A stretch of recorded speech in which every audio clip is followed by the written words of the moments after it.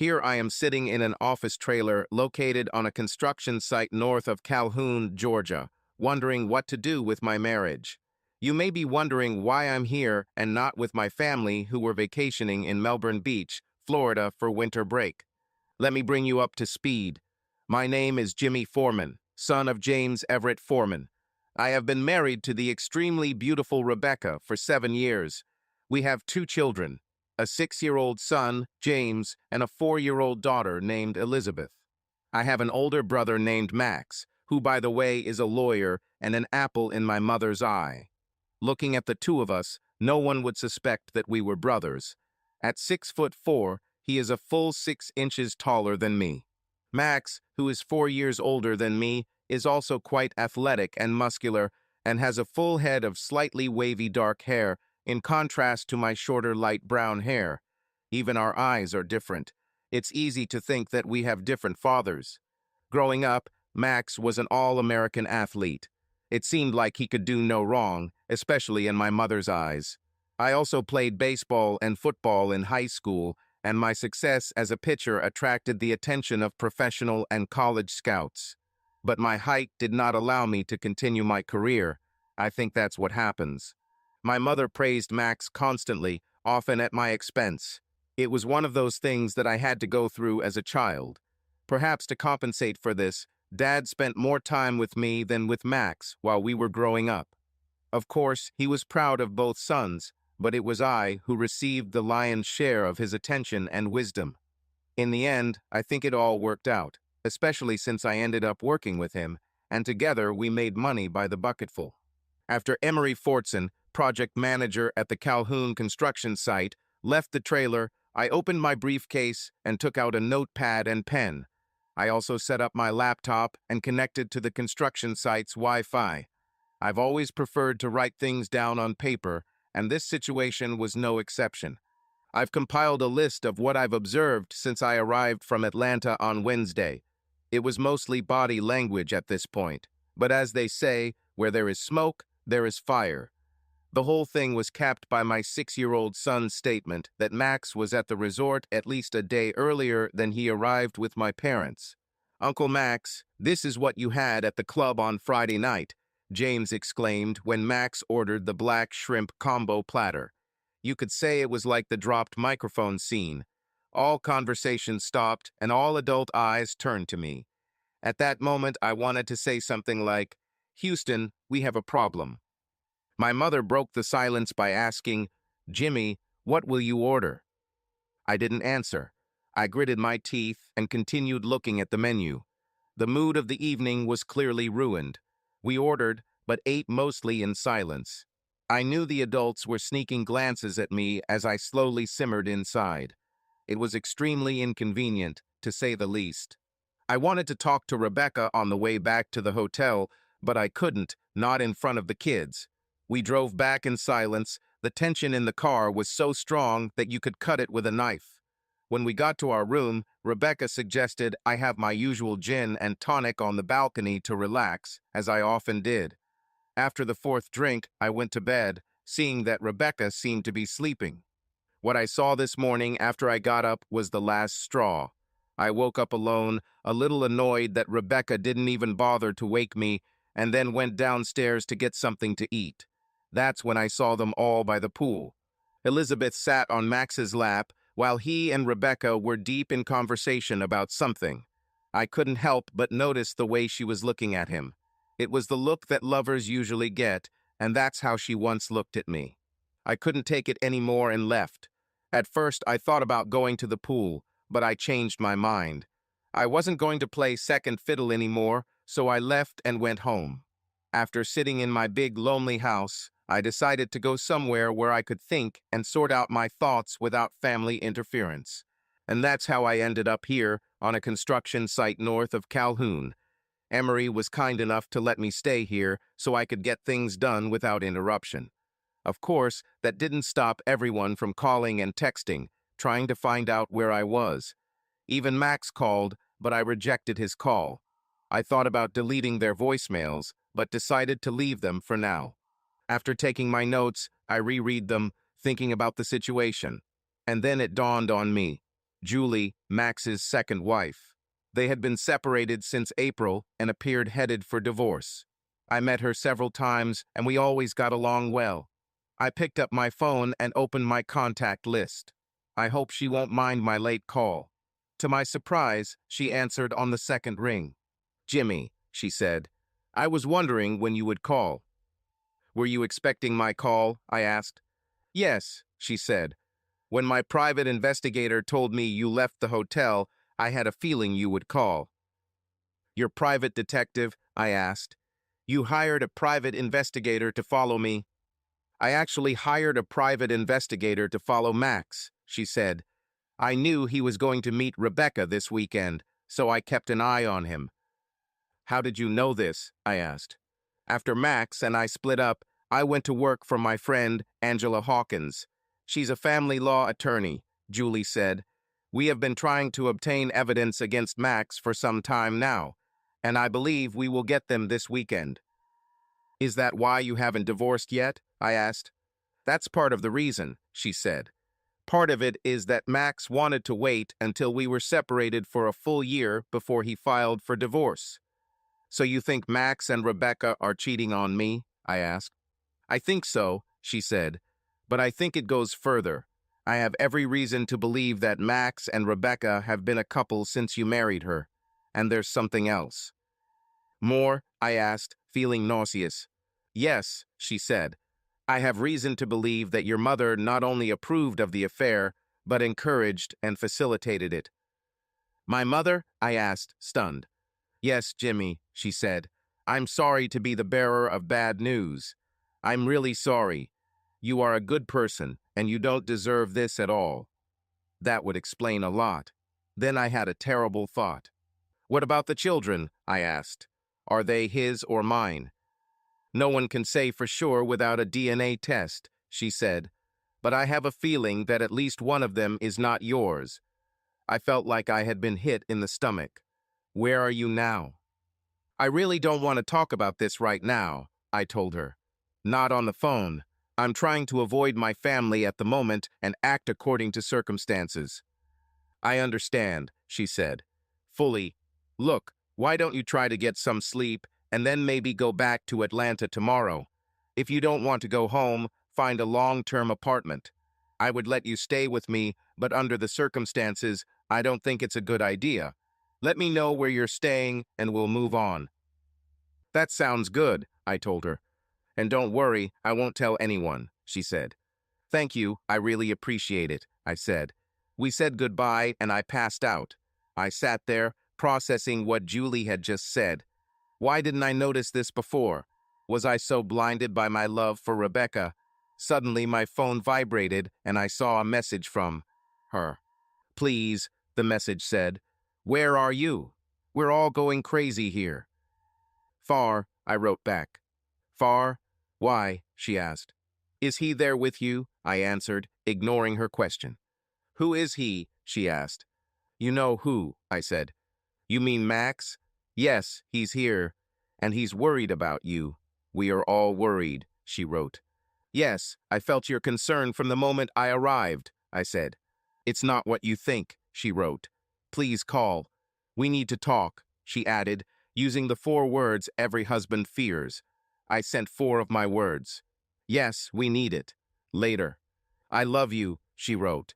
I looked at her message and was tempted to respond, but didn't. I didn't feel much love for Rebecca at the moment, not after what Julie told me. I put the phone on the table and looked out the window. Let her sit and think about my non-answer, I thought. The phone vibrated again with messages from Rebecca. Jimmy, are you there? Please, Jimmy, talk to me. I ignored both messages and turned to my laptop. After doing a quick search, I booked a long-term room at a hotel in Atlanta near my main office. Yes, it cost me a pretty penny, but I could afford it. Having done this, I opened the photographs of the children. I studied their faces for a long time and compared their features with Max's. The more I looked, the more I saw it in their faces. Could it be that he really is their biological father? Disgusted, hurt, and angry, I finally turned off my laptop and then lay down on the cot to sleep. Emery arrived early in the morning and we talked over coffee. I said goodbye to him and went to Atlanta, where I checked into my room. It was well equipped, and the bed looked much more comfortable than the cot I slept on the night before. After I unpacked, showered, got dressed, and called Julie to let her know where I was, I noticed that Rebecca and my parents were calling and texting me several times throughout the night. "Glad you called," she said. "I received the video from my private investigator this morning.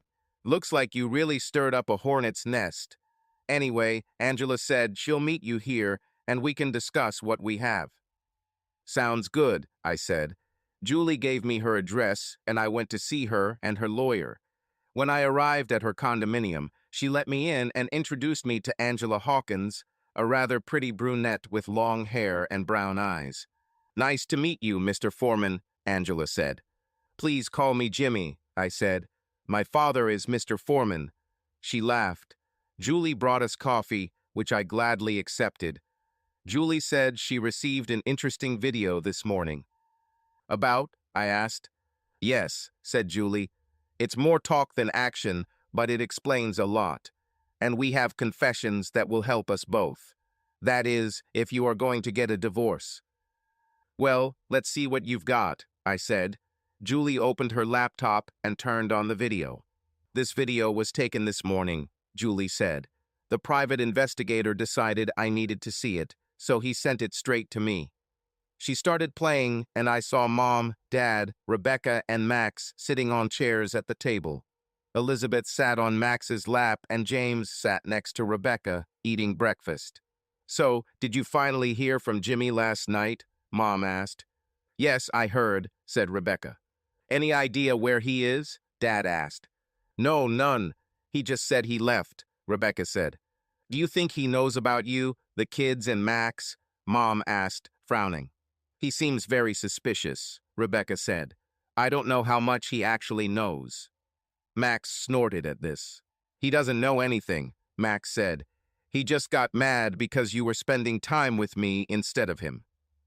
"Well, to be honest, Max, you two were pretty nice to each other yesterday, right in front of him. He would have to be stupid, blind and stupid not to notice this," said Dad. "And it didn't help that James said he saw Max at the club on Friday," Mom said. "So what should we do?" asked Rebecca. "I really don't want to hurt Jimmy. I may not be madly in love with him like I used to be, but I still have feelings for him." "We're continuing to do what we've been doing for the last 7 years," Max said. "He hasn't figured it out yet, so there's virtually no chance he'll understand, and he probably will never understand." "After all, Jimmy isn't the brightest light in the box," Mom said. "I mean, you have 2 kids with Max, and he still hasn't figured it out." "Are you absolutely sure Max is their father?" asked Rebecca. "Of course, honey," said Mom. "I'm not an idiot. I did DNA tests on them immediately after birth. I still have the results in my safe deposit box." "So we're sticking to the plan," Max said. "I will file for divorce against Julie in April, citing abandonment. I'll get a full divorce, and then we can continue with our plan." "And this?" Dad asked. "Jimmy will continue to work, support my children, and provide his wife with what she is accustomed to. And I will have exclusive access to Rebecca. Maybe I'll let her give Jimmy a little love every now and then to keep him happy," he said, bouncing Elizabeth on his knee. "So you don't want the business or his money?" Dad said. Max snorted at this. "I have my own money, and I don't know anything about what Jimmy does. Besides, he will need money to support my children. So no," Max said. "When were you going to tell him about all this?" Dad asked. "I was going to wait until my divorce from Julie was final," Max said. "What if Jimmy doesn't agree with your little device?" Dad asked. "Well, let's just say I have my ways of getting what I want," Max said with a grin. "What do you mean?" Dad asked. "Do you know what happens to people who go to jail for solicitation or erotica?" asked Max. "It's not beautiful. Would you set up your own half-brother just for his wife?" "You 3 are crazy," Dad said, seeming more than a little worried, like a man who had just woken up in a pit of rattlesnakes. "You'll never be able to get away with this." "Only reluctantly. I know how much children mean to him. And if it comes to that, well, we'll see what we can do, Max said. Mom chuckled at this. Look, why don't you two spend some quality time with the kids while Rebecca and I go upstairs for relaxation? He set Elizabeth down and stood up. Rebecca joined him, and they left. What happened, James? Mom asked after the cheaters left. I agreed to accept and raise Max as my own, Dad said quietly. I never agreed to any of this. How could you do this to your own flesh and blood? Do you really hate Jimmy that much? I don't hate Jimmy, Mom said. I gave birth to him. I let him live. I took care of him, changed his dirty diapers. Yes, after threatening to abort him, Dad said. Hey, it was my choice, Mom said. It also has to do with genetics. Look at Max and look at Jimmy. Max is smart, strong, and successful. He is big, strong, and beautiful, like his biological father. What about Jimmy? He's a clone. Of you, she said angrily, looking at her dad. Well, I'm not going to sit here and let you three ruin it like that, Dad said. And what are you going to do, little man? Mom asked contemptuously. Will you divorce me? Ha! I will make Max destroy you in an instant, and you know he can do it.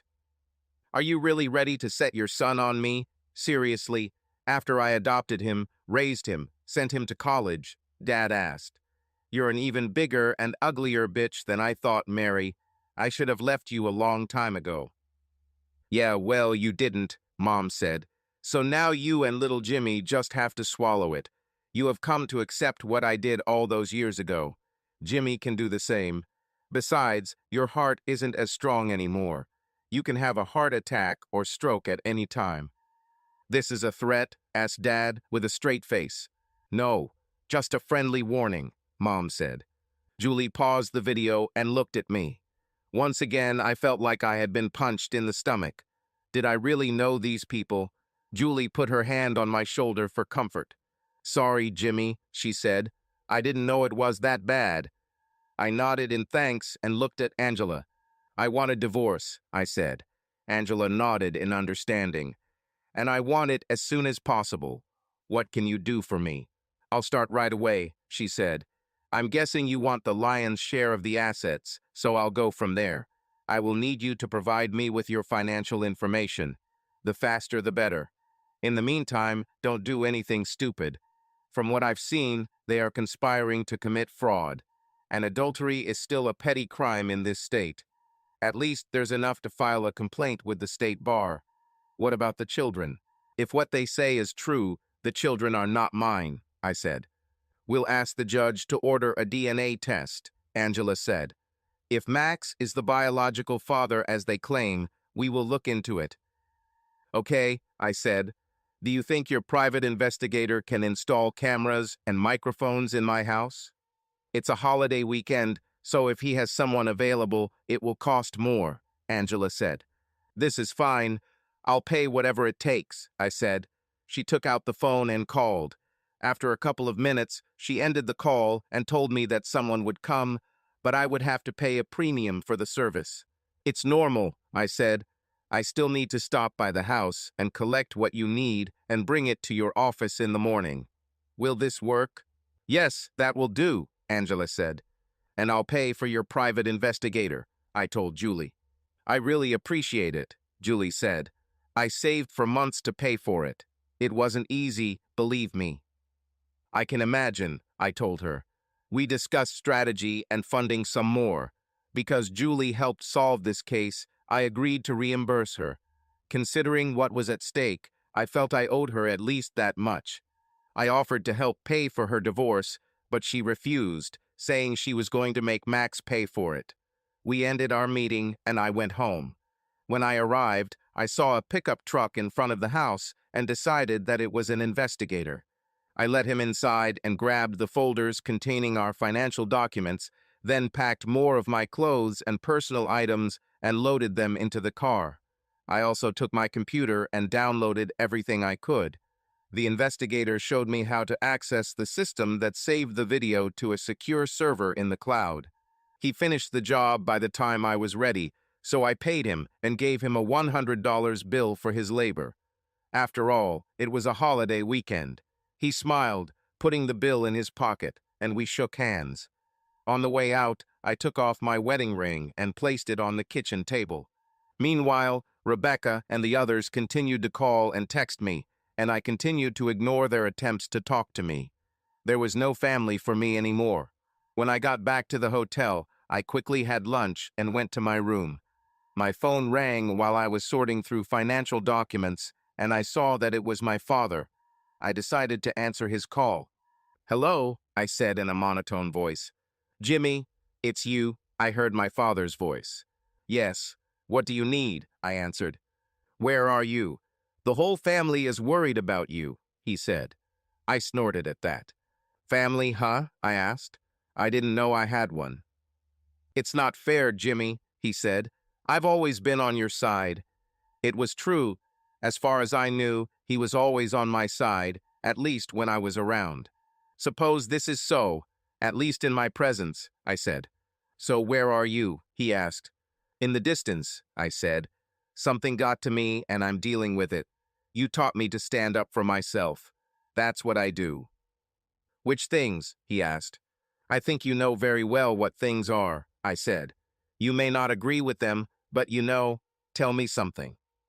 "What?" he asked. "That woman you married. What did she do to you?" I asked. "It's a long story," he finally said. "She cheated on you, right? She gave birth to her lover's child and forced you to raise him as your own." "It was a long time ago," he said. "How do you know?" "I guessed it," I said. "It took a while, but I finally realized it after what I saw and heard over the past few days. I've always wondered why Max and I are so different in so many ways. And I often wondered why Mom treated me like dog shit. Now everything makes sense." "Jimmy, please." "That's not true," Dad said. "Bullshit, Dad," I said. "Don't insult my intelligence by lying to me. Not after all these years."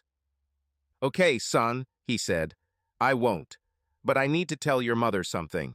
"What do you want me to say?" "Your wife made you a willing cuckold, and she tried to make me one too. You can tell your wife that as far as I'm concerned, my mother is dead to me," I told him. So did my supposed brother and my soon-to-be ex-wife. I heard him gasping as he spoke. "I can't tell them that. All hell is going to break loose, you know that, right?" Dad asked. "So what?" I said. "They intended to destroy me first. At first I was too stupid and gullible to notice this. They shed first blood." "What about your children?" Dad asked. "You know, they will have the hardest time." "I don't have children, remember? 3 of your friends took care of it," I said. "Have Rebecca and your wife explain to them that their Uncle Max is actually their father. Besides, from what I've seen, they'd rather be with Max anyway." "What are you going to do?" Dad asked. "Whatever it takes to protect yourself," I said. "I know this is hard to accept, Jimmy, but please don't let it change you," Dad said. "It's too late for that, Dad," I said. "Now my eyes are completely open. I know exactly where I stand in this so-called family, and I am not going to sit idly by. Goodbye, Dad. I'll talk to you later." At this point, I ended the conversation and returned to my business. Soon after, my phone rang again. This time it was Mary, Dad's wife. I answered the call reluctantly. "Hi," I said. "Jimmy, this is your mother," she said. "I'm so sorry my mother died," I told her in a monotone voice. I didn't hear anything for a few seconds, then I heard a slight sob. "Jimmy, this is not even remotely funny," she said. "I'm your mother, and I want to talk to you." "That's Mr. Foreman for you," I said. "You may have given birth to me, but you are not my mother. She's dead to me. What do you want, Mrs. Foreman?" "So now it's Mr. and Mrs. Foreman, isn't it?" she asked, and the bitch began to extend her claws. "Okay, Mr. Foreman. I was going to apologize to you for how things went this weekend. I hoped we would have a good time, but you ruined everything by leaving us. We were worried that something might happen to us." "Yes, that's right," I thought, grinning. "Yes, something did happen, Mrs. Foreman," I said. "I saw the truth. I have discovered that most of the people I grew up with are nothing more than lying, backstabbing snakes. And I suspect that there is something about the woman I married that I simply cannot live with. The untenable position you put me in so I could figure out how to deal with everything. And what have you decided? She asked. I heard the mockery in her voice. I don't think it bothers you, Mrs. Foreman, I said. Now, if you'll excuse me, I have things to do. Wait, she said. Jimmy, Mr. Foreman, I know you're upset, and I don't blame you. If I saw and heard what you did, I would be upset too. Just know that we all love you. I have 2 beautiful children who need you. Right. Well, I'll keep that in mind, Mrs. Foreman, I said, ending the conversation. I poured myself a cup of coffee and went back to my business. Soon my phone vibrated again.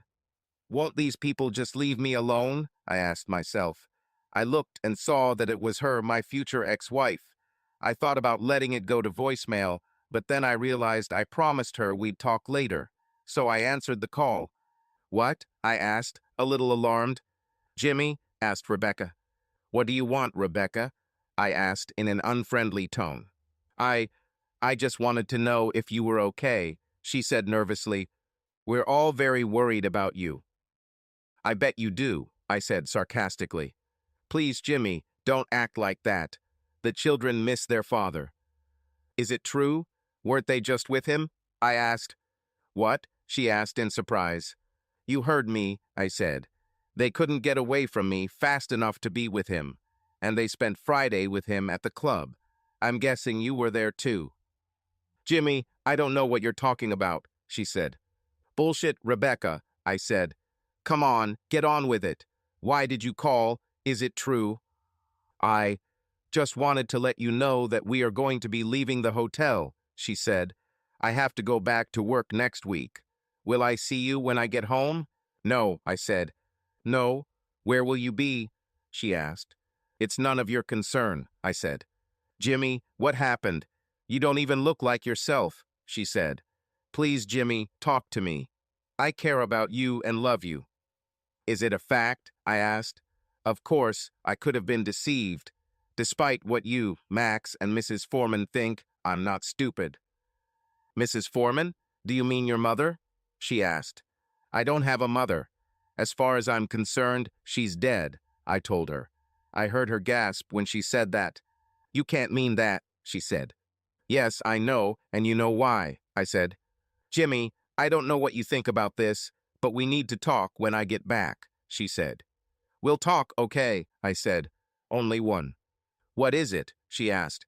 Adultery is still an offense in Georgia, I said. If you are found guilty, you could go to jail for a year. Why are you telling me this? She asked. You're a smart girl, I said. You will figure it out yourself. Goodbye. With this, I ended the conversation. A couple of minutes later, the phone rang again. I looked and saw that it was Max. I declined his previous call, but decided to answer this one, thinking it would be interesting to hear his response to what I said to Rebecca. What? I exclaimed when I answered. Jimmy, it's me, Max. Your brother, he said calmly. That's what I knew when your name came up. What do you want? I'm busy, I said. Look, Jimmy, I think there's been a serious misunderstanding, he said. I just wanted to clear things up.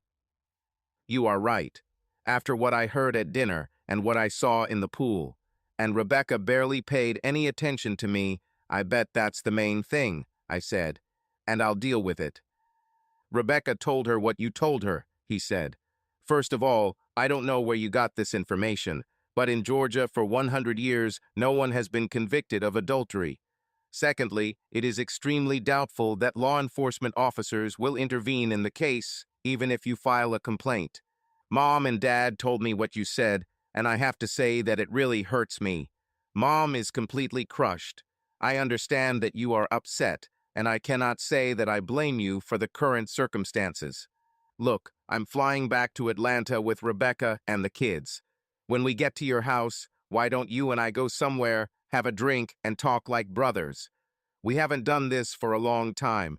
Perhaps we can deal with this, clarify the situation, so to speak. What do you say? He asked.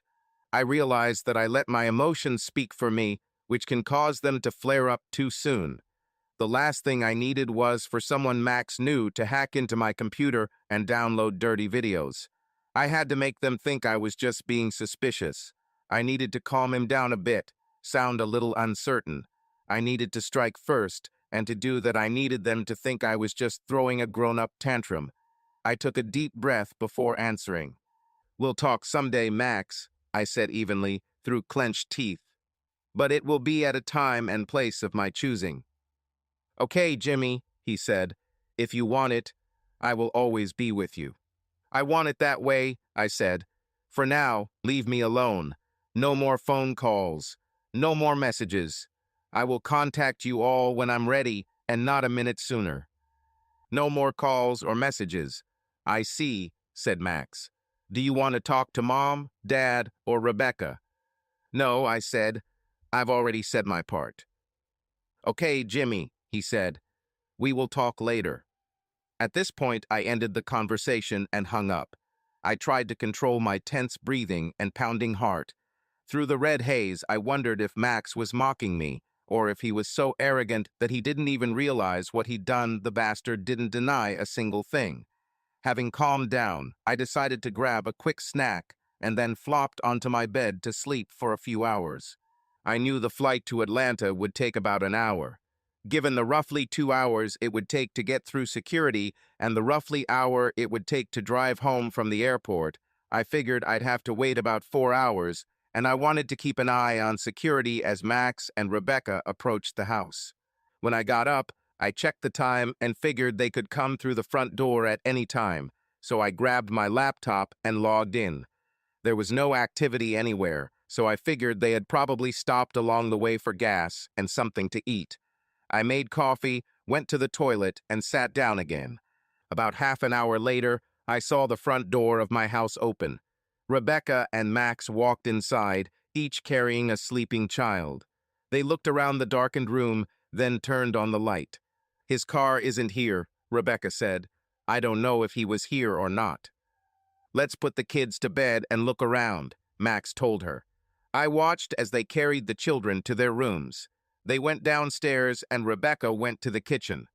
"Why don't I make us some coffee?" she asked. "Sounds good," Max said, sitting down on the sofa. Rebecca walked into the kitchen and turned on the light. That's when she saw my ring in the middle of the counter. She gasped as she took it. "He was here," she said, holding the ring. Max stood up and walked over to her. "It doesn't change anything," he said dismissively. "He's just letting off steam." "How much do you think he knows?" she asked cautiously. "He doesn't know anything. Trust me," said Max. "I don't know," Rebecca said, carefully putting the ring back in place as if it might explode. She looked a little shocked, despite Max's confident words.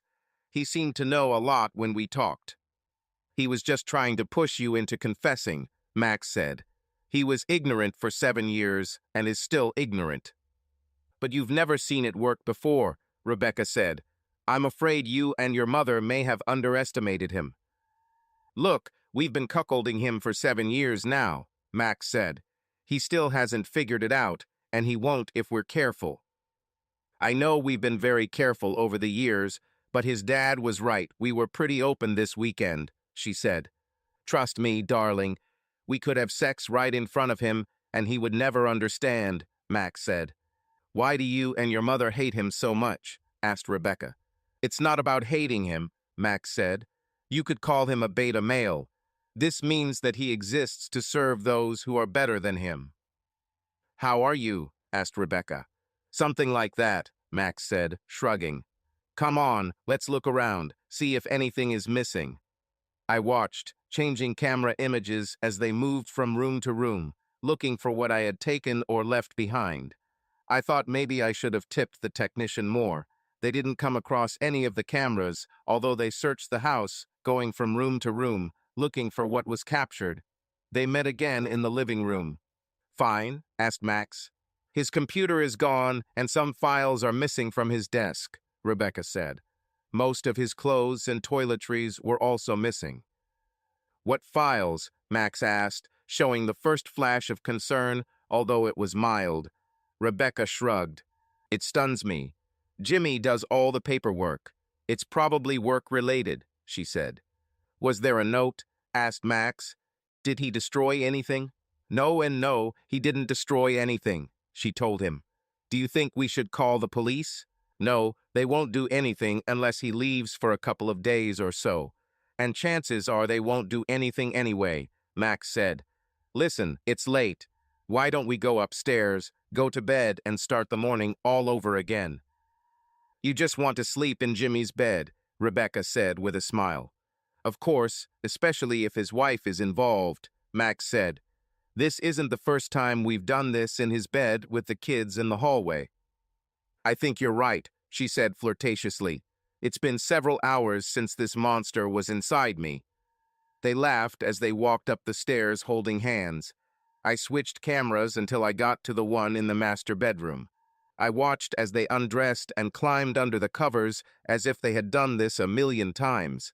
I noticed that Rebecca had taken off her rings and thrown them into her nightstand drawer. They hugged and kissed deeply. I saw them having sex while throwing dirt at me. I squeezed my eyes shut and groaned as tears rolled down my cheeks. It's one thing to be told that your spouse is cheating on you, but it's another thing to see it. The only saving grace is that I wasn't there to see it in person. I wouldn't be able to handle it. Part of me wanted to kill them both slowly for what they did. I knew that if I had been there when it happened, I would probably be in jail or in the hospital right now. At least I wasn't heading to a mental hospital. I knew more than they thought, and I planned to take revenge. I vowed to make them both pay for it. Then I thought about children. What should I do with them? I didn't want custody in any way. They were Max's offspring and his responsibility. Yes, I had loved them from the moment they were born, but now they were a constant reminder of my family's betrayal, and I honestly didn't believe I could ever look at them the same way again. I went downstairs and sat at the bar, drinking a gin and tonic. I drank another one and decided to go to bed. I had experienced enough drama in 24 hours and was mentally and physically exhausted. The next morning I got up, did my morning chores, took a shower, and had breakfast. I checked the surveillance footage at my home and saw that the two traitors had already left for work after getting the children dressed and taken to kindergarten. I noticed one thing. Both children asked their mother where I was, and James asked her another question. Mom, why were you and Uncle Max in Daddy's bed? He asked. Oh, honey, your Uncle Max was tired after a long drive yesterday, so he stayed the night, Rebecca said. But why didn't he stay in the guest bedroom? Asked James. We discussed some things, Rebecca told him. Are you and Dad getting a divorce? James asked with childish despondency, tearing my heart. Rebecca looked at him, shocked. Of course not, honey, she said. I copied the video onto a flash drive, called the office, and said I would be late and left. My first visit was to Angela. When I arrived, her secretary showed me inside her office. I saw Julie next to Angela's desk and nodded my head. Good morning, Jimmy, she said. How are you today? I'm holding on. I would like to say that I am already indifferent, but I am not.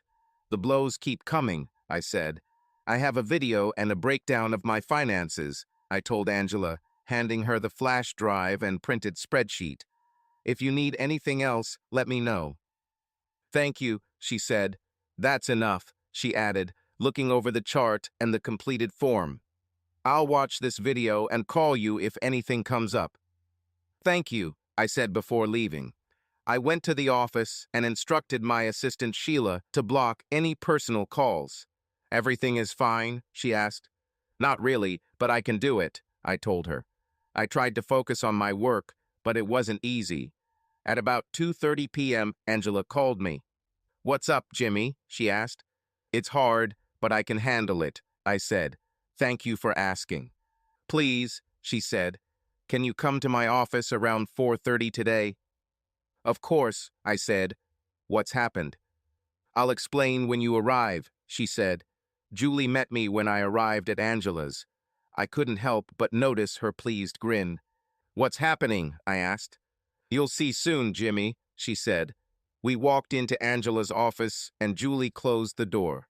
Thank you for coming so quickly, Angela said. No problem, I said.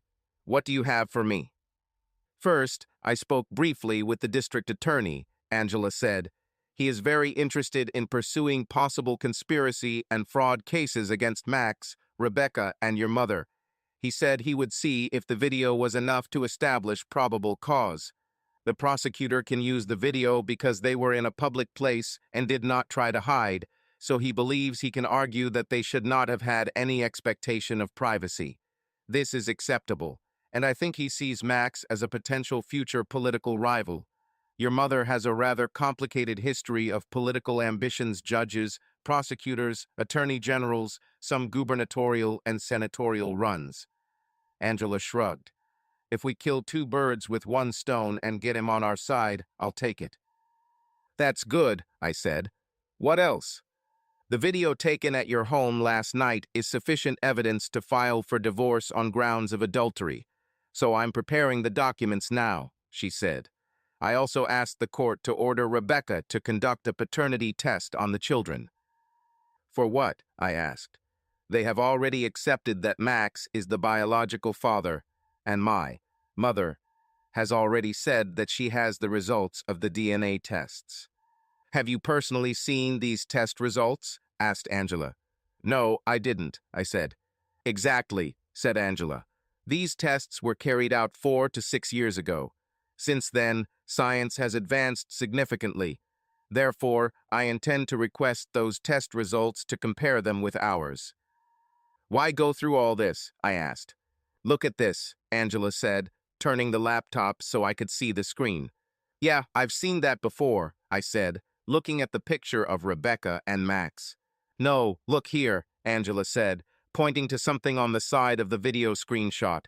I looked and saw the door she pointed to, but there was something else there that I hadn't noticed before, a small, shadowy figure. I looked at Angela, puzzled.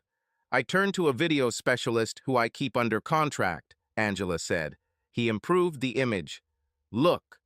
She brought up the image, and I could clearly see who was standing in the doorway. It was James, his eyes wide open as he watched his mother have sex with Max.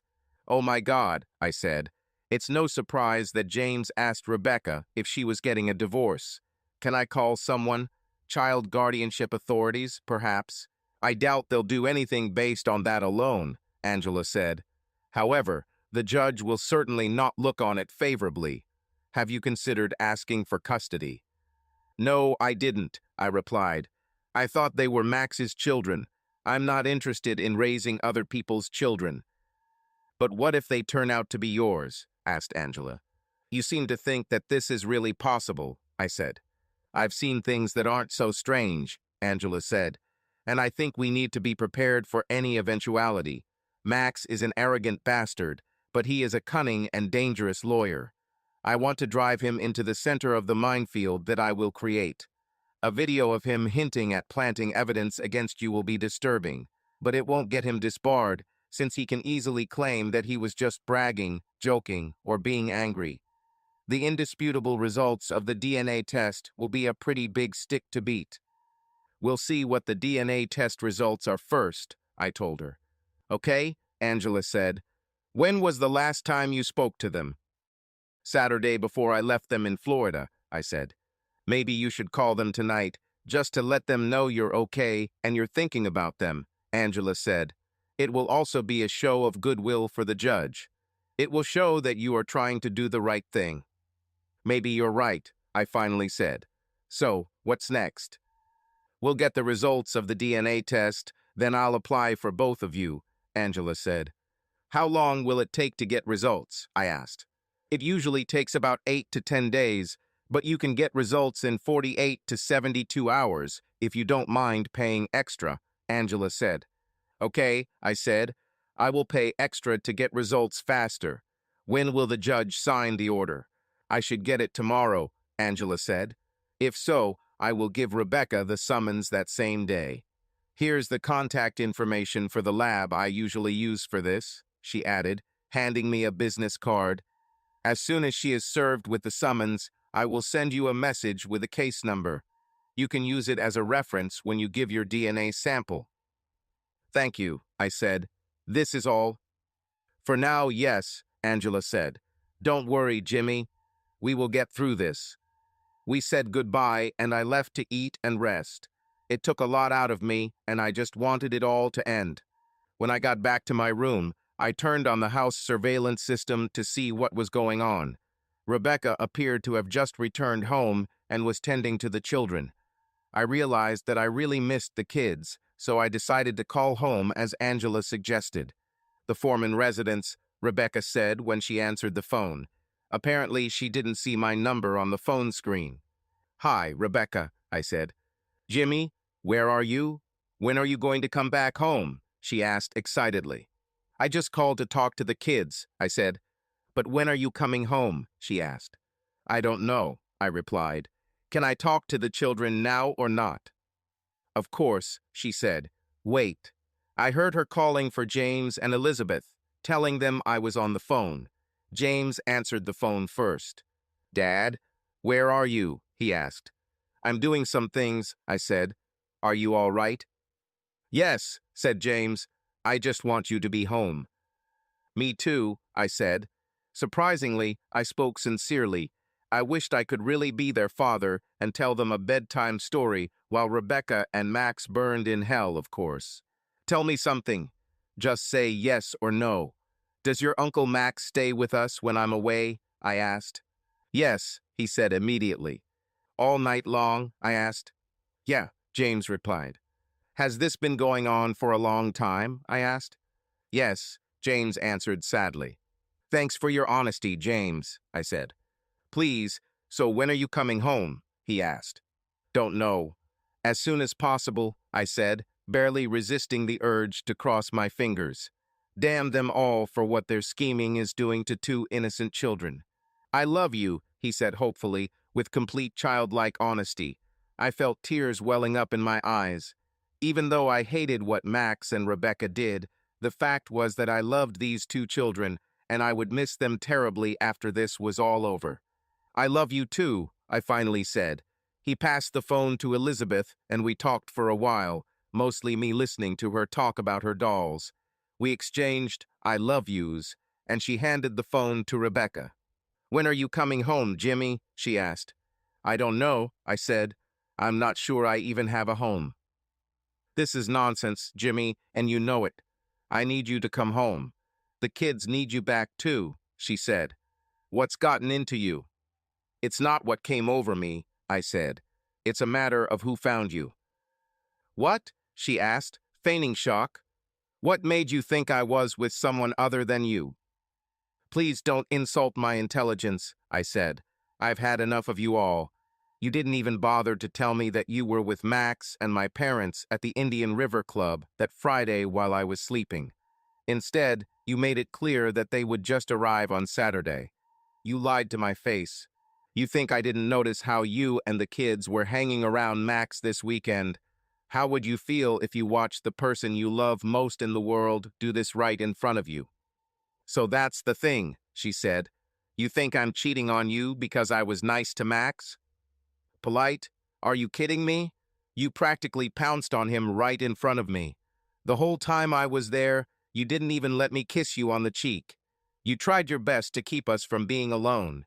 Do you have any idea how painful it was to see the woman I loved more than anything in the world do that?" "Wait, you said loved. In the past tense," she said.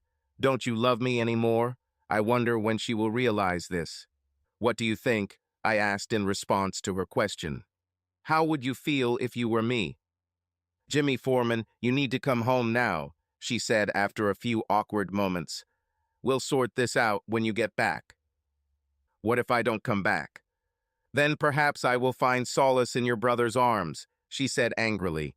I stared at the monitor, hearing her words echo in my ears. Part of me was glad I was writing it down. The other part wanted to bury her up to her neck in an anthill. I saw her expression change as she realized what she had just said and tried to justify herself. I'm sorry, Jimmy. It just kind of slipped out. You hurt me. You've never hurt me before, and it just threw me off balance," she said. I gave in to my emotions and answered before I had time to think. "Rebecca, when was the last time we made love?" She looked dumbfounded, clearly not expecting such a question. Then she looked worried, bordering on panic. If the dull pain where my heart used to be did not suddenly become so sharp, its rapidly changing expression would be comical. Jimmy, where did this come from? We made love, really, last week, don't you remember? I saw her desperately looking at the calendar. The witch couldn't even remember the last pathetic sex she gave me to make me happy.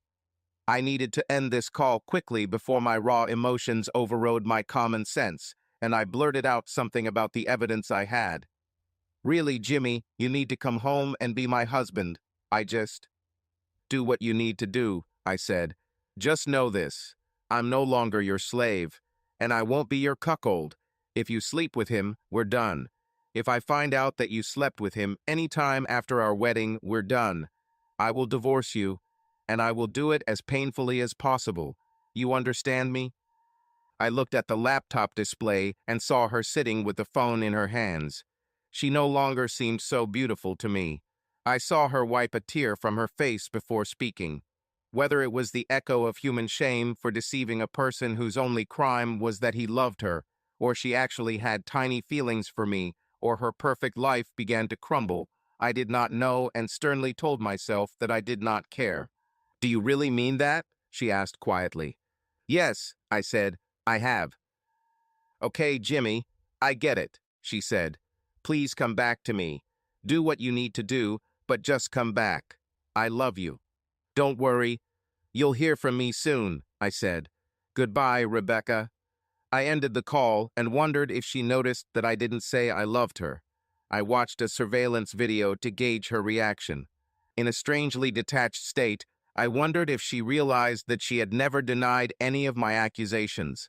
Not once did she say that I was delusional and that she never slept with Max or anything like that. Not that it matters, but I was wondering if she might have a psychological disorder like split personality disorder, and the two personalities never talk to each other. I shook myself. In the long run, it really didn't matter. She had one body, and she gave it to Max freely and unconditionally. She held the phone in her hand for a little longer, staring at it. She then hung up the phone slowly before collapsing into her chair. I stretched out on the bed and turned on the TV, all the while keeping an eye on the laptop that stood on the table against the wall. After some time, maybe an hour or so, I saw Rebecca answer the doorbell. It was Max, no doubt coming for his evening affair. Are you okay? He asked, entering the room. You look like someone took all your cookies. She laughed. Jimmy called earlier, she said. Talk to the children. This is a good sign. Did he talk to you? Max asked. Yes, she said. He threatened me with a painful divorce if he found out I was cheating on him. Said Max. So he doesn't know about us yet. This is good.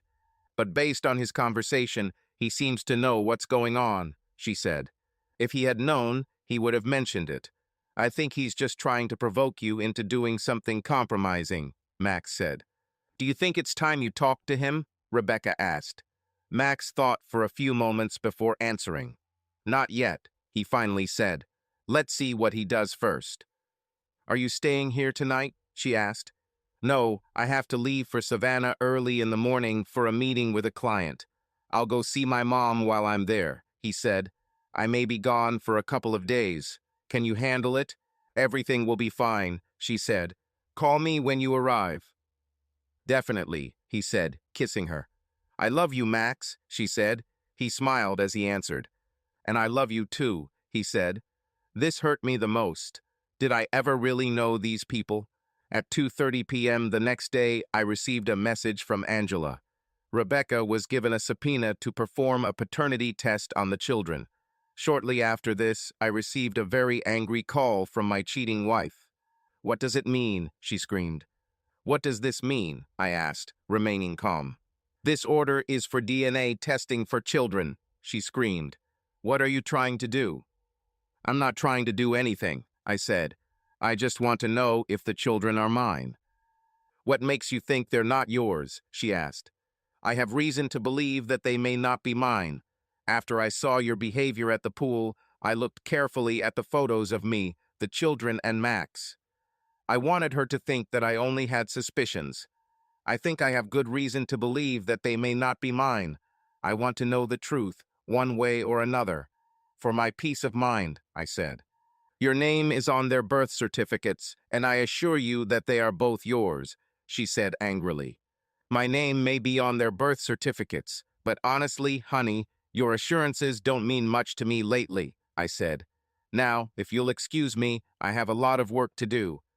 With these words, I ended the call. She called back immediately, but I rejected the call. I left work a little early and went to the testing center to give a sample of my DNA. From there, I had a snack and returned to the hotel. When I arrived, I turned on the security video from the house to see what was happening. I checked all the cameras, but didn't see Rebecca or the kids. I had just turned on the TV when my phone rang. It was my mother. I thought about leaving the call to voicemail, but decided to answer. Hello, I said. Jimmy, this is your mother, she said. What do you mean by making Rebecca do a DNA test on the kids? What are you trying to do? First of all, I told you that my mother died, Mrs. Foreman. Secondly, I made it clear to Max that I will call you myself. You do not have to call me. And thirdly, what I do is none of your business, I said. Stop this Mrs. Foreman thing, Jimmy, she said angrily. I am your mother, whether you like it or not, and you will not speak to me in that tone. And what? I challenged myself, thinking that maybe I could provoke her into admitting something for my recorder. Will you punish me? Give me a break. Okay, Jimmy.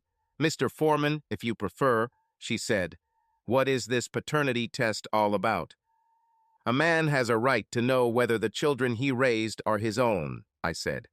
But these are your children, she said. I have reason to believe otherwise, I said.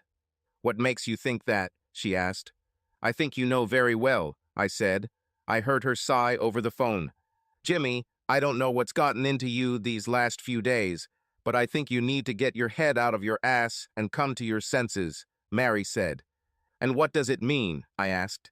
I want you to cancel this order, Mary said. We'll talk later.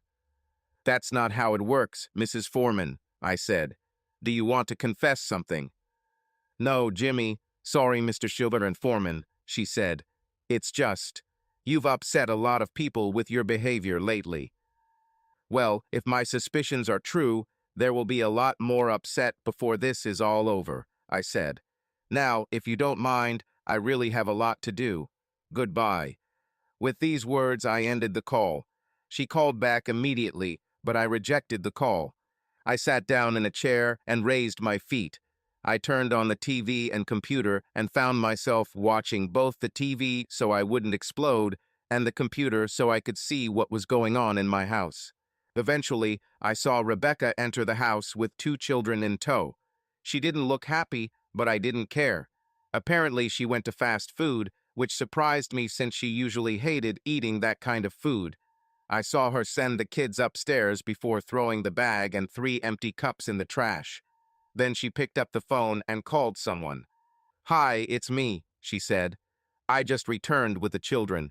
Can you believe he actually got orders for DNA testing on the kids? It's so humiliating. The technician was there with the sheriff, and I didn't have time to sneeze before they were taken away and swabbed. I thought she was talking to Max and tried to hear what was said on the other end, but couldn't. Then she spoke again. Do you really think that's what he's doing? She paused, listening carefully. I have a copy of the order. It was submitted by one Angela Hawkins. She listened and finally said, Are you still here? Yes, she is listed as the attorney who filed the application. Does it mean something? She asked. She sat down and put her hand on her head, listening. Do you promise me that you will call him?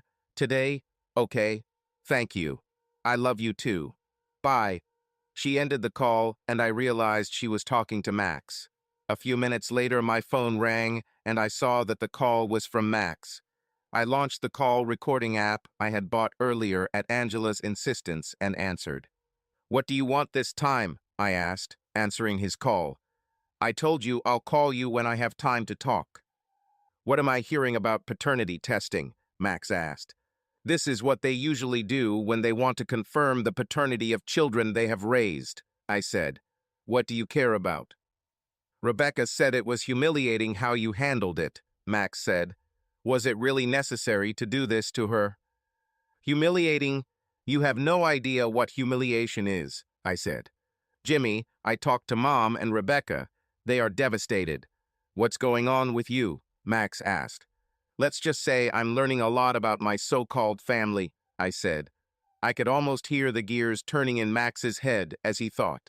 Listen, I'm in Savannah right now, Max said. I'll be here for another day or two, then I'll be back. When I return, we will need to talk to clarify the situation, so to speak. Max took a deep breath, like an adult trying to be reasonable with a capricious child. I can't believe you'd spend money on a lawyer like Angela Hawkins to torture the people who love you. But I guess it's your money, spend it however you want, Max added, as if correcting a misbehaving child who had stuck his hand in the cookie jar. This is true? I asked. Yes, said Max. You know, when I get back, I'll call you and we'll arrange something. Just you and me. Fine. We'll see, I said. We ended the conversation and I stopped recording. I couldn't help but wonder what Max was up to. I slept restlessly that night and could barely function the next day at work.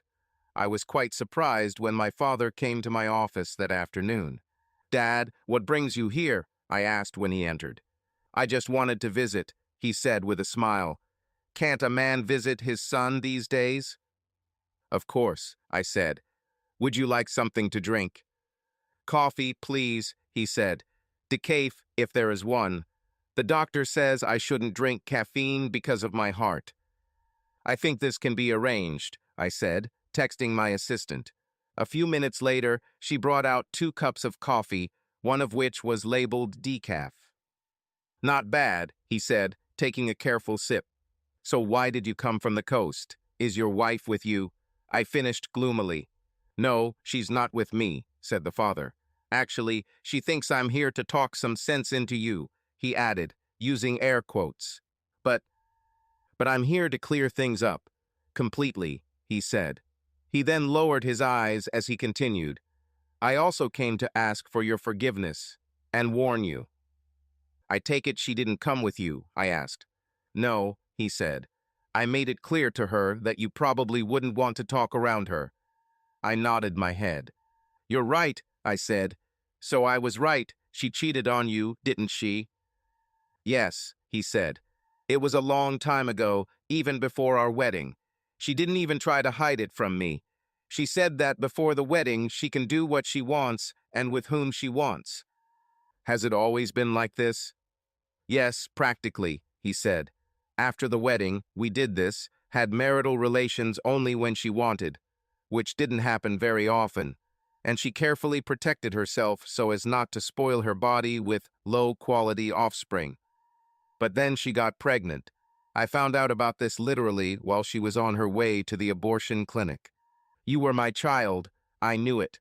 I was aware of most of her rare affairs, which should have been hidden from others, but they poked my nose into them. You could only be mine. I begged her not to have an abortion. She told me straight out that I had no say in the matter. Whether I was her legal husband or not, it was her body.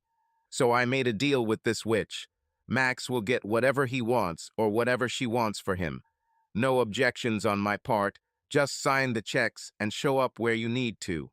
I was responsible for your upbringing. She could focus on her Max, and I was just trying to keep you away from them. If I had nothing else, then I had you. True, her entire family could barely tolerate both of us. I know they made sure that only Max was mentioned in their wills. You were practically non-existent to them, despite the fact that you had as much family blood as Max, if not more. You saved my life by being her scapegoat and checkbook my whole life? I asked, struggling with the mental image. Something like that, he said quietly. So why did you stay with her? I asked. He looked confused, but determined. She was from a prominent family, with means, he said. During the rise, I had connections and money with the promise of more, so her family put a lot of pressure on me. Her lover was unavailable at the time, and publicity would have been scandalous. She wanted his high-quality offspring, and they needed her to be married before the pregnancy became noticeable. He wiped his eyes before tears could fall. I had never seen my father like this before, and I felt bad for him. Yes, I loved the woman I thought she was, and thought there was a slight chance the child was mine. It turned out that this was not the case, the father said. I did everything to make things work, did everything I could for my family. I promised to raise the child as my own, regardless of his real origin. Then you showed up. That explains a lot, I said. All these years I endured her caustic comments and leftist compliments. I wondered how Max and I could be brothers, considering how different we are. So, how long has he had my wife? Almost from the very beginning, he admitted sadly. And you knew about it all this time? No, not all the time. I didn't know for sure until Elizabeth was born, he said. Your mother did a DNA test on the girl. When I asked her about this, she said that she wanted to make sure that Elizabeth really was Max's daughter. Said she did the same thing after James was born. And you've known about it for the last 4 years, but never told me? I asked, shocked. I had no choice, he said. I'm really sorry, son. Did they threaten you? I asked. He lowered his eyes, nodding his head. I saw the confusion on his face. Yes, he said quietly. Mary, Max, her family, his biological father, all the same characters. Soon after this, I learned about my heart problems. I think the stress of it all was too much for me. Sorry, son. Can you ever forgive me? Yes, I think I can, I said. I don't understand, really. You and your wife always seemed so happy. Yes, Mary can be a very good actress in public, her father said bitterly. Behind closed doors, it's completely different. But you have some experience with this. You said you wanted to warn me about something, I said. I overheard Mary and Max talking last night, the father said. Max is getting ready to put pressure on you the same way his biological family put pressure on me. Why? I asked. As far as I understand, Max can benefit financially from his biological father, provided he can provide an heir. The men in his family seem to have problems in this regard, the father said. Interesting. Who is his biological father? I asked. Jackson Blumenthal, the father said. You mean state Supreme Court judge? I asked, shocked. The same one, said the father. At that time, he was a very influential lawyer from a family of influential people. Their story is very similar to Mary's family. Lawyers, judges, district attorneys, attorneys general, politicians. He married a woman for her money and family connections, but they had no children. Divorce could cause too much unrest, scandals, bad feelings. That's why he and Mary were introduced. He was a handsome, influential man, and an arrogant bastard. Mary was beautiful and young and was more than ready to have a high-quality child. Blumenthal's wife is sick now. I don't know if she knew anything about what was happening, and I am vulnerable, so to speak. I strongly suspect that the widow and widower will be reunited in the not-too-distant future, and Max will be the heir apparent. He looked at me sadly. Especially if your children have Max and Jackson genes, family blood. What do you want to say? I asked. I think that in the future, say, when Elizabeth leaves for college, you will be pressured to give Rebecca a modest, quiet, unquestioning divorce. Rebecca and Max will marry in a small, private ceremony, move to another state, and Max will adopt children. He looked at me with tears in his eyes. Or, if you don't accept their terms, I suspect the grieving widow will be comforted by her late husband's brother, and things will just naturally take their course. Sorry, Jimmy. Like father, like son. The father chuckled at this. So when should Max push me? I asked. In the next couple of days, the father said. I knew Max was going to talk to me when he returned from Savannah. I have an idea. Would you agree to testify about this in court? I asked. What are you planning? Asked the father. I can't tell you everything now, I said, but I plan to overthrow them all if I can. Hard. The father thought for a few moments before answering. Okay, son, he said, whatever I can do to help. Oh, before I forget. He pulled an envelope from his jacket and handed it to me. What is this? I asked. I took a copy of the DNA test results from the safe. These are certified copies. I don't know what it all means, just a bunch of dashes, numbers, and jargon. Maybe your lawyer can look into it, he said. Thank you, I said. I'll let Angela take a look at this. How long will you be in the city? Not for long. I'm leaving this afternoon. I'm dating a couple of people, but I wanted to see you, to take the burden off my soul. Is everything okay between us? He asked. I looked into his eyes as he taught me and saw a man hoping for forgiveness from his son. He was always there for me, even risking his own well-being, so it was obvious to me. We're okay, Dad, I said. We stood up and hugged. Thank you, he said, his voice full of emotion. I love you, son, he said, and a tear rolled down his cheek. It's been many years since I heard him say that. When I looked at him, I had a strange feeling, but I didn't say anything. I love you too, Dad, I said. About an hour after he left, my phone rang. It was Max. I decided to answer. Hello, I said.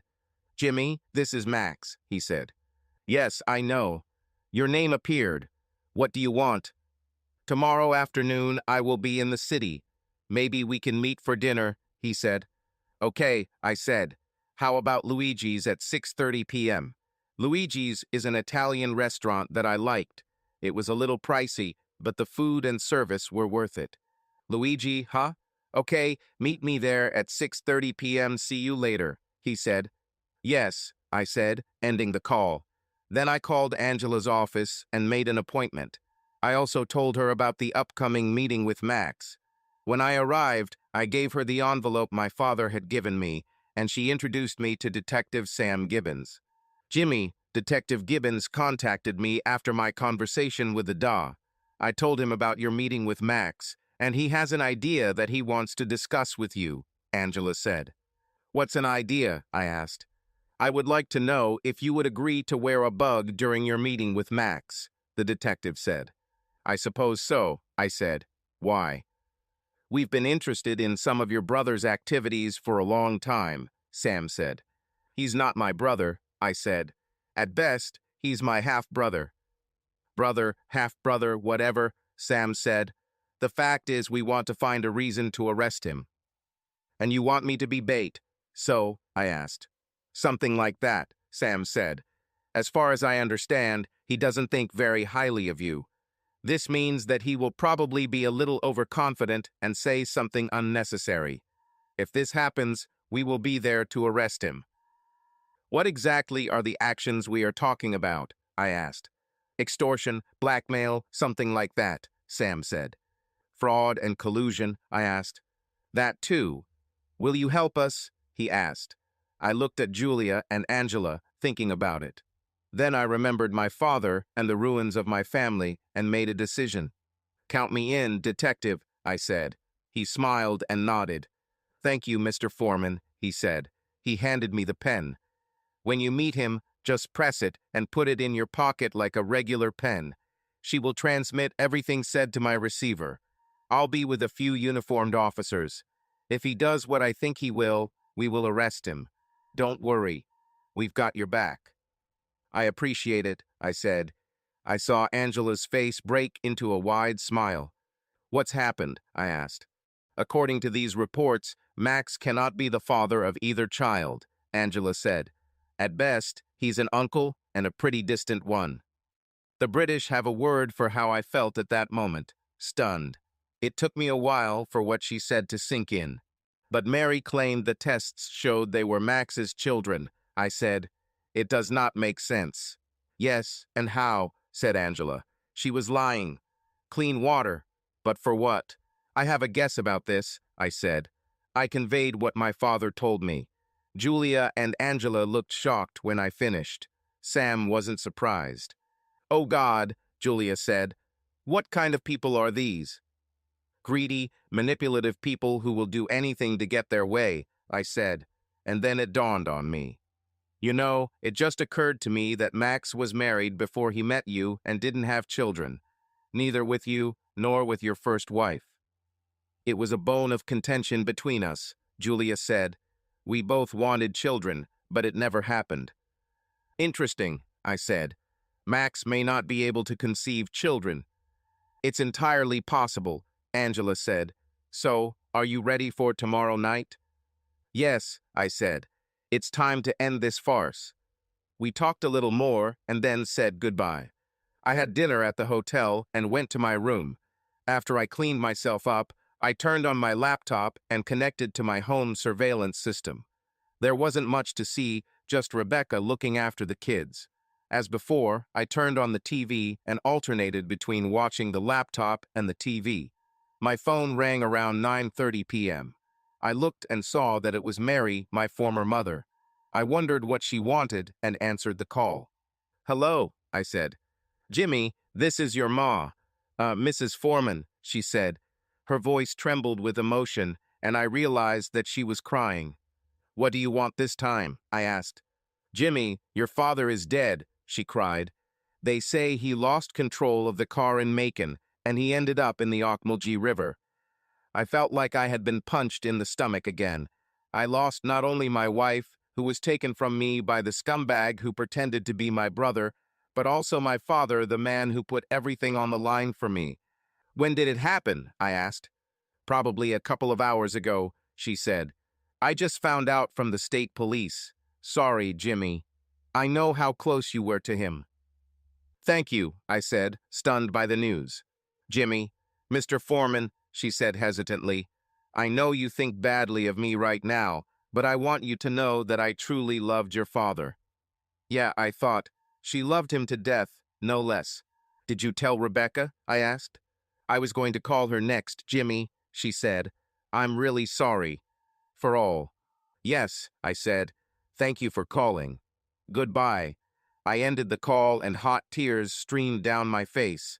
The man who sacrificed everything for me is now dead. And then it dawned on me. He knew this would happen.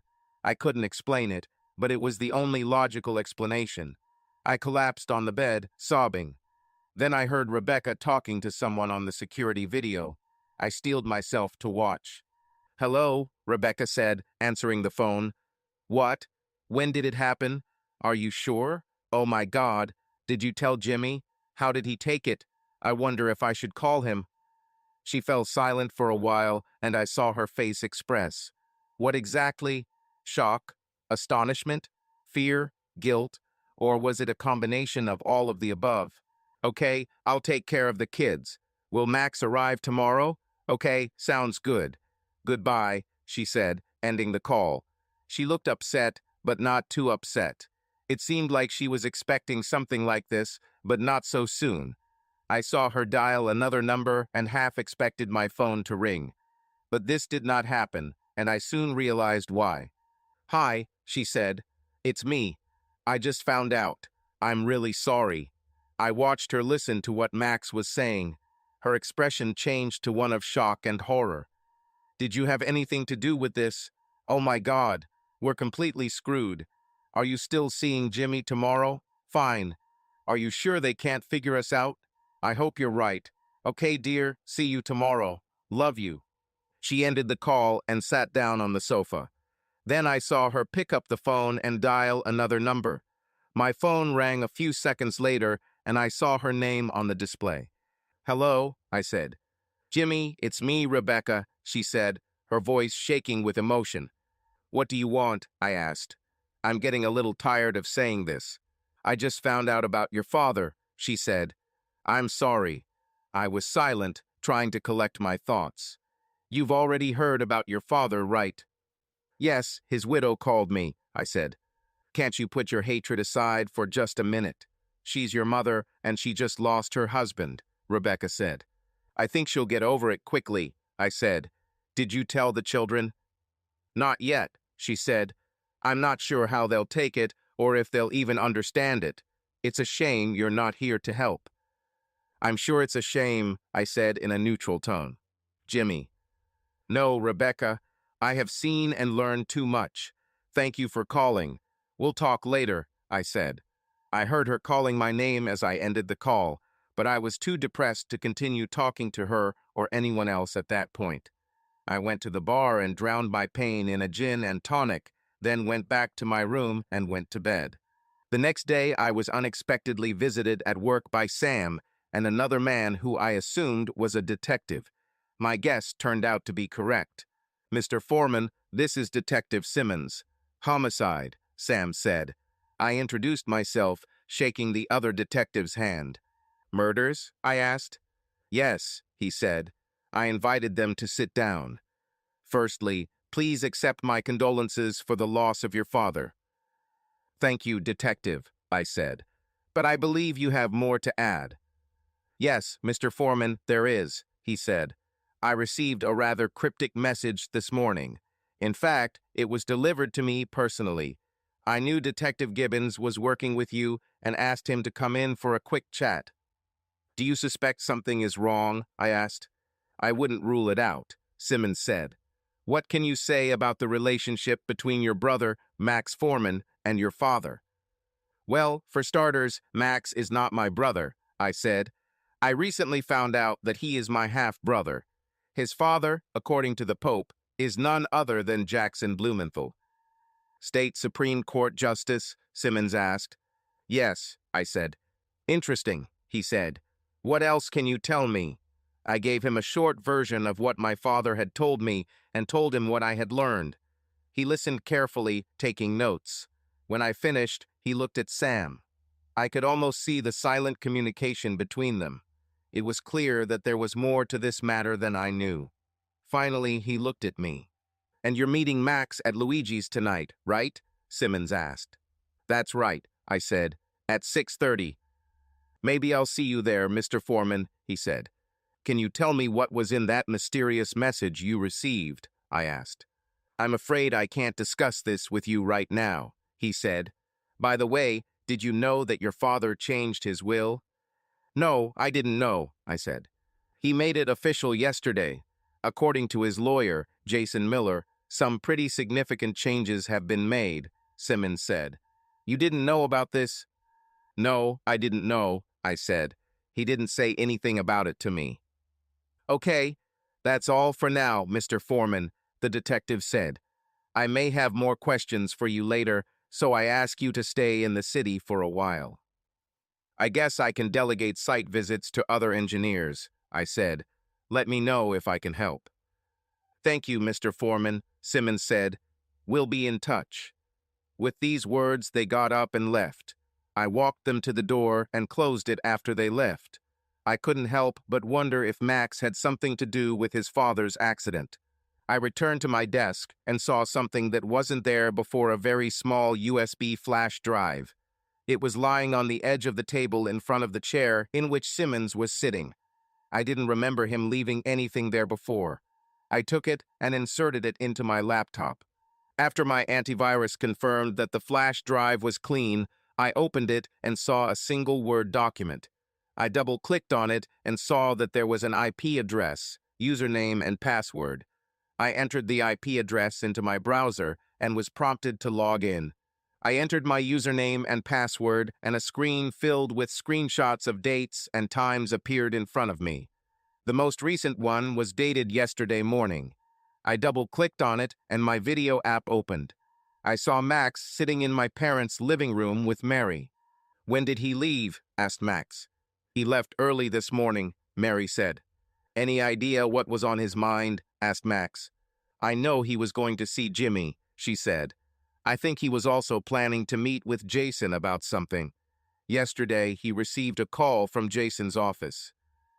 "Well, it could be for many reasons," Max said. "Maybe he's just discussing his taxes." "Perhaps, but I don't think so," said Mary. "He has something on his mind, I know that for sure. I was told that he recently opened the safe and took out copies of some documents." "DNA test results?" asked Max. "I think so," said Mary. "He hasn't been himself since this whole Jimmy thing came out. That worries me." "Do you think maybe he's finally got some courage after all these years?" Max asked with a grin. Mary giggled in response. "Maybe both him and Jimmy," she said. "What do you want to say? Do you want it removed as we discussed earlier?" Max asked quietly. Mary looked at him seriously before answering. "Yes," she said quietly. Max looked at her silently for a moment, then nodded. Okay, Mom, don't worry about anything. I'll take care of everything, Max said. Are you still going to see Jimmy? She asked. Yes, said Max. Don't worry. I'll take control of it. Thank you, Max, she said. I'll be right back, she added, standing up. When she left the room, Max took out his phone and made a call. Jake, this is Foreman. Listen, I have a job for you. Yes, he. Are you still following him? Okay, listen, wait until he gets out of the car and do your thing. Make it look like an accident. Do you understand what I'm telling you? I'll be back tomorrow, then we'll take care of his child. See you. Bye, he said, ending the call when Mary returned to the room. I ended the video, shocked by what I had just heard. It seemed like Max had just ordered my father's murder on his mother's orders. Would they do the same to me? And how deeply involved was Rebecca? The ringing of my phone brought me back to reality. Foreman, I said, answering the phone. Jimmy, this is Jason Miller. How are you? Asked the man on the other end of the line. Mr. Miller, thank you for calling, I said. I've been better. How can I help? First of all, you can call me Jason, the man said. Secondly, I learned about your father and want to express my condolences. I thought highly of him. Thank you, I said. I would like to meet with you this afternoon to discuss your father's will, Jason said. Of course, I said. At what time? Say 3 p.m., Jason suggested. I'll be there, I said. We ended the call, and I wondered how much Jason knew. I found this out when we met in his office. Please sit down, Jason said as I entered his office. He took out a rather thick portfolio and handed me the document in a folder. This is your father's will. He changed it shortly before the accident, and it's good that it is so. Have you ever talked to him about this? No, I didn't, I said. Well, you have a copy of what I filed in probate court this morning, he said. In general, everything is now yours. We'll discuss this while you're here. Wait, is that it? Did he leave anything to his wife or Max? I asked. No, Jason said. He left them out of the will completely. The house he lived in was put into a trust in your name, as was the business. His entire fortune, which is very significant, is bequeathed to you. So what now? I asked. Now we are waiting for probate court, he said. Given the size of your father's estate, it could take 8 to 12 months, and it's possible your mother or Max could challenge it. We spent the next hour going over paperwork, and he asked me to sign some forms. My arm is already cramping, I said, signing the stack of documents he had prepared for me. He laughed. Tell me something, Jason. When did my father decide to change his will? He actually asked me to start doing this just before Thanksgiving last year, Jason said. He had some concerns, quite a long time. What exactly are the concerns? I asked. He was starting to suspect Max and your mother. Sorry, Mary, Jason said. He was especially concerned about you. Did he ever share details? I asked. He was quite reserved, but I already had my suspicions. Your father and I have been friends for a long time, you know, he said. I already knew about Mary and Blumenthal from my student days. Around the middle of last year, your father became very concerned about what your half-brother was doing and Mary's role in all of this. That's when he installed a surveillance system in his home. He gave me the IP address of the cloud server where the video was sent, along with the administrator password, and told me that if anything happened to him, to pass this information on to the authorities. After learning about the accident, I logged in and saw Max and Mary talking. I followed your father's instructions and personally relayed this information to Detective Simmons, he said. Glad you did it, I said. I spoke with Detective Simmons this morning. I'm meeting Max tonight. Be extremely careful, son, Jason said. I will, I said. We said goodbye and I left. My phone rang as I got into the car. Seeing that the call was from Angela, I answered. Hello, I said. Jimmy, this is Angela. I have good news for you, she said. Which ones exactly? I asked. I just received a report from the DNA laboratory. You are the father. Twice, she said. Congratulations. I couldn't help but smile as this was the best news I've received in days. Thank you, I said. Are you still seeing Max tonight? She asked. Yes, I'm dating, I said. I just have time to clean up and change clothes before the meeting. Okay, she said. See you then. I'll be with Detective Gibbons, and I understand there will be another detective there, so I'll be in very good company. We said goodbye, and I returned to the hotel. I arrived at Luigi's 15 minutes before Max's and was shown to a booth in the corner as I had requested when booking. I saw Sam, Detective Simmons, and Angela sitting at a table nearby. They saw me at the same time, but pretended that they didn't know me as we agreed. I pressed the button on the pen as Sam had shown me and put it in my pocket. I was studying the menu when I saw Max and two rather large men enter the restaurant. The two were seated at a table next to each other. They watched me closely, and I felt a little uneasy. Max came up to my table and offered his hand, which I ignored. He understood and sat down. Hey, Jimmy, he said with a grin. Max, I replied. Who are these thugs? I asked after a few seconds. They're just there to make sure nothing goes wrong, he said. So, have you decided yet? He asked, looking over the menu. I was looking at the scampi, I said. Excellent choice, he replied. I think I'll take the same. We ordered from the waitress and took a sip of water. So, Max, this is your meeting, I said.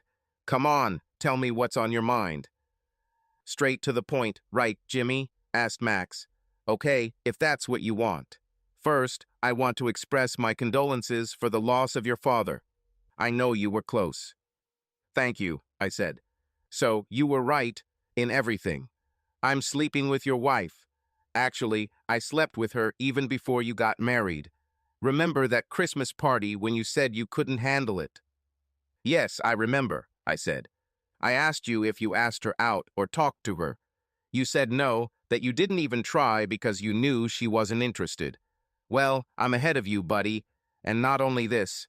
You see, Jimmy, I did talk to her, and he did ask her out on a date, and yes, we had sex like rabbits. Then she fell in love with you and got married. But we didn't stop. We met whenever we could, mostly when you and your father were at work. Rebecca loved you back then and didn't want to hurt you, so we were very careful not to leave any traces very secretive. Mom knew about it, of course, and approved. We stopped for a while when she got pregnant. When little James was born, his mother took a paternity test. Said James was definitely my son. A couple of years later, she became pregnant again with Elizabeth. The same. Have you seen the results of these tests yourself? I asked.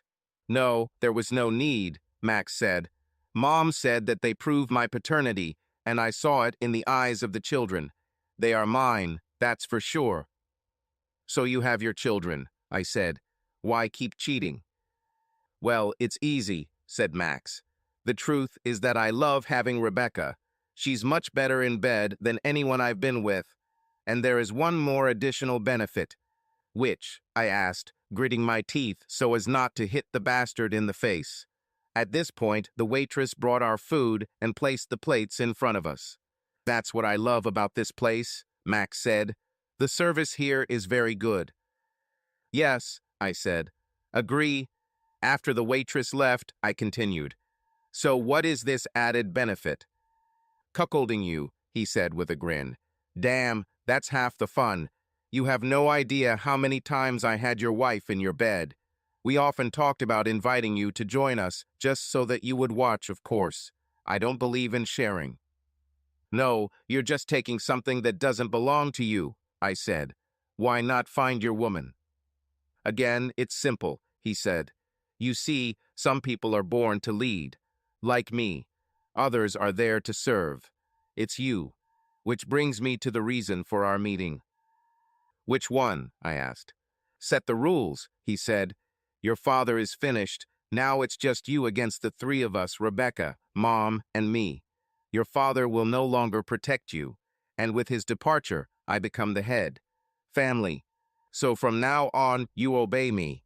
In essence, I will become your lord and master. I will have exclusive access to Rebecca any time I want. At any. You will sleep in the guest room and provide for our children, no matter what Rebecca and I produce. You will feed them, clothe them, take care of them, pay for their education and medical expenses. In general, do everything that a father usually does. Only they will all be my children. You will do what we say without question, no matter how humiliating it may seem to you. Moreover, you will not file for divorce and will not seek female companionship outside of marriage. If you step out of line, we will take whatever action is necessary. This can mean different things. My understanding is that Rebecca was researching male chastity devices, he said, laughing. Glad you're having fun, I said. So what if I decide not to participate in this plan of yours? This is where things get really interesting, Jimmy, old man, he said. You have already seen my colleagues. As you might have guessed, they aren't very smart, but they do have a lot of muscle, very big, and they love to use their fists. That sounds like a threat, I said. Just an observation, Jimmy, Max said. There's something else they're good at. They are very good at solving small problems. How is your father? I looked at him, shocked. Hoping Detective Simmons caught his hidden confession, I decided to push him a little harder. So you ordered my father to be killed? I asked. Let's just say I just made sure things happened a certain way. I have a talent for this. He took out a USB flash drive from his pocket. It's amazing how much information this little thing can store. Do you know what happens to rapists or creators of dirty video in jail, Jimmy? Believe me, it's not pretty. I don't need to kill you, Jimmy. Although this is also an option. The fact is, I can ruin your life with the contents of this little flash drive, he said with a grin. So, let's see if I got it right, I said. You, Rebecca, and your mother intend to make me your slave. You want me to raise your children as my own to provide for them and take care of them without financial help from you. You expect me to willingly allow you to control every aspect of my life and for me to live in a loveless marriage as a willing cuckold and slave. And if I step out of line or decide I can't live the life you want, you'll either kill me or frame me for crimes I didn't commit. Did I understand correctly? Why, Jimmy, you're even smarter than Mom says, Max said. I think you get the point. And when will this start? I asked. This could start at any time, at least this evening. We can go to your house and celebrate the first night of your new existence, Max said. I don't think so, Mr. Foreman, Detective Simmons said as he, Sam, Angela, and two uniformed officers approached our table. Max looked up, stunned. The thugs began to get up, but were stopped by four more uniformed officers. What does it mean? Max was indignant. Stand up, Mr. Foreman, turn around and put your hands behind your head, Detective Simmons said. You are under arrest for attempted extortion, conspiracy, fraud, the murder of Mr. James Foreman, and conspiracy to commit the murder of James Foreman. I'm sure we will have other charges. Simmons turned to the officers at the table. Arrest him, he said. Wait, Angela said, stepping forward. She held the manila envelope and put it in Max's jacket pocket. Mr. Maxwell Foreman, you have received a subpoena, she said with a smile. Take him away, Simmons said. And his colleagues, he added, nodding at the two thugs. The officers handcuffed Max and read him his license. By the way, Max, I said. He turned around, his face red. My children, both. Your mother lied to you about the tests she took, and I have DNA evidence that proves that I am their biological father. You should check your swimmers. You son of a bitch, Max growled. I will get out of prison, and when I get out, I will kill you. It sounds like a threat. I guess we can add one more charge to the list, Sam said. If you want him to be charged, Mr. Foreman. Absolutely, I said. Take him away, Simmons said. Officers escorted Max and his two thugs out of the restaurant, their hands cuffed behind their backs. Thank you, detective, I said, handing him the pen.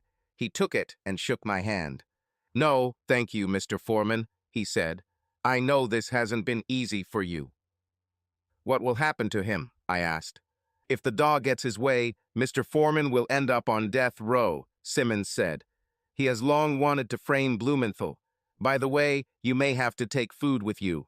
The officers will take your wife away at any moment. Good luck, Mr. Foreman. We will be in touch." We shook hands, and the detectives left.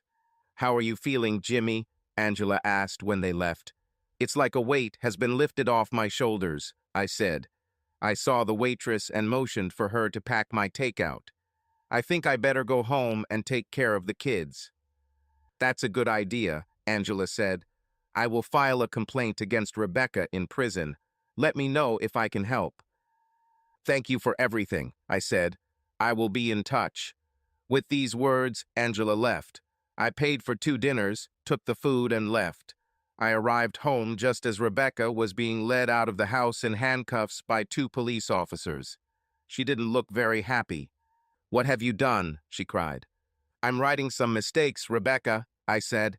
"By the way, I filed for divorce. You'll be served with a summons soon. And my children, not Max's. Goodbye, Rebecca." The officers put her in a police car and drove off. I entered the house and suddenly found myself in the arms of 2 upset children. I held them until they calmed down, which took a while. "Where did they take Mom?" asked James. "She'll be gone for a while, son," I said. "Why?" asked Elizabeth.